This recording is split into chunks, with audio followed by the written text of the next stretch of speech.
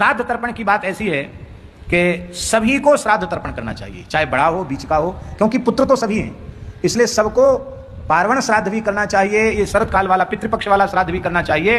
अब तो श्राद्ध की परंपरा ही लुप्त हो गई, और श्राद्ध की परंपरा लुप्त होने के कारण ही ये जो कुछ क्लेश बढ़ा है आज परिवारों में, संसार में, संतान दुष्ट हो रही है अथवा संतानहीनता हो रही है, इस सब का मूल कारण है पितरों का प्रकोप।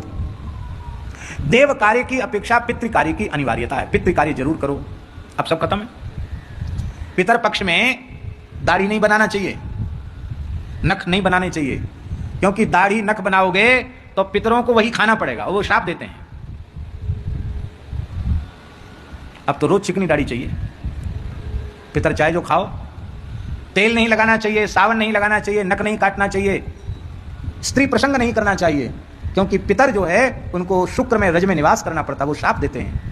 इसलिए श्राद्ध भोजी ब्राह्मण बहुत विचार पूर्वक ब्राह्मण को श्राद्ध में निमंत्रण देना चाहिए।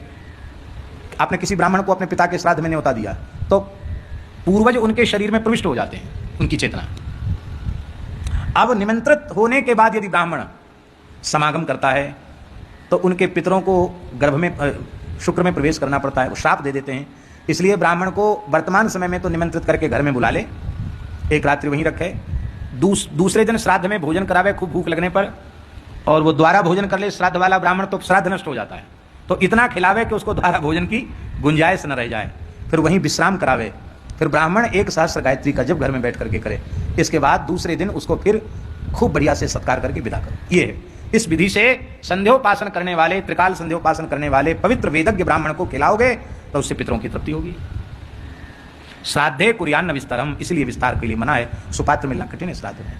अरे हम कहते हैं आप विधि पूर्वक श्राद्ध कीजिए, आप अपनी सामर्थ्य के अनुसार 10-20 हजार रुपए ब्राह्मण को दो ना, बढ़िया खूब दक्षिणा देके तृप्त करो, 4-5 वस्त्र दो, बर्तन दो, ऐसा कर दो कि वो अगले साल प्रतीक्षा करे कि हम श्राद्ध में इनके यहाँ भोजन करेंगे।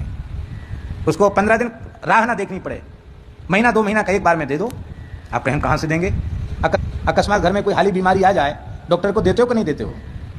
कोई पुलिस केस हो जाए तो थानेदार को देते हो कि नहीं देते हो? तो लोक व्यवहार में तुम धन देना आवश्यक समझते हो, पर ब्राह्मण को दक्षिणा देने में तुम्हारे हालत खराब होती है। पितृकर्म से कभी उदासीन नहीं होना चाहिए, पितृकर्म अवश्य करना चाहिए। और ये 3 दिन में आजकल जो चल गए कि 3 दिन में ही सब खत्म कर देते हैं, सूतक पूतक सब, ये गलत है। पूरा त्रयोदशाह तक पूरी विधि करना चाहिए, क्योंकि उससे मृतात्मा की सदगति होती है।